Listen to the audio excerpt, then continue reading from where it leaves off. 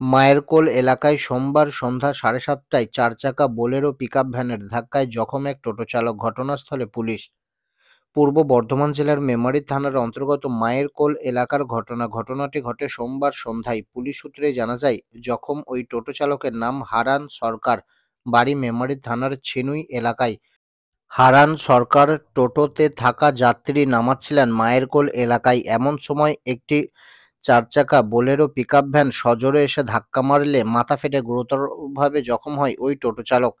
স্থানীয়রা তড়িঘড়ি তাকে উদ্ধার করে মেমারি গ্রামীণ হাসপাতালে নিয়ে আসে। মেমারি গ্রামীণ হাসপাতালে আনা হলে কর্তব্যরত চিকিৎসক পরিস্থিতির অবনতি হওয়ায় তড়িঘড়ি তাকে বর্ধমান অনাময় ট্রমা কেয়ার হাসপাতালে রেফার করেন। ঘটনাস্থলে উপস্থিত হয় মেমারি থানার পুলিশ। গোটা ঘটনায় ব্যাপক চাঞ্চল্য ছড়িয়েছে এলাকা জুড়ে। দাদা কি হয়েছে এখানে? আজকে মায়েরকোলে একটা গুরুতর অ্যাক্সিডেন্ট হয়েছে। হ্যাঁ, কিসের সঙ্গে হয়েছে? একটা পিকআপ বোলেরো ভ্যান, টোটো চালক তিনি দাঁড়িয়েছিল, যাত্রী নামাচ্ছিল টোটো থেকে। এমন সময় পিছন থেকে এক বোলেরো পিকআপ ভ্যান অ্যাক্সিডেন্ট করে এবং গুরুতরভাবে জখম হয়।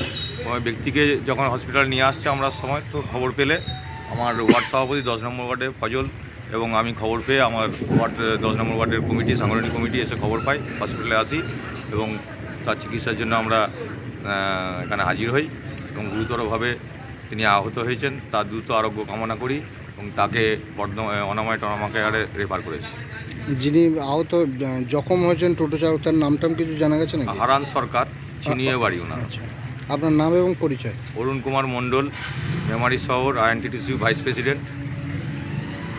বাড়িতে রং করবেন ভাবছেন? বাড়ির সৌন্দর্যের জন্য সঠিক ব্র্যান্ডের রং খুঁজছেন অথবা দক্ষ রং মিস্ত্রির খোঁজ করছেন?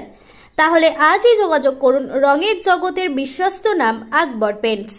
আপনার বাড়িকে সুন্দর এবং দীর্ঘায়ু করতে ডিউলেক্স পেইন্টস ব্যবহার করুন। আকবর পেইন্টসে একটা কল করলেই আপনার বাড়িতে পৌঁছে যাবে কোম্পানির অভিজ্ঞ স্টাফরা এবং রং সম্বন্ধে যাবতীয় পরামর্শ প্রদান করবেন বিনামূল্যে।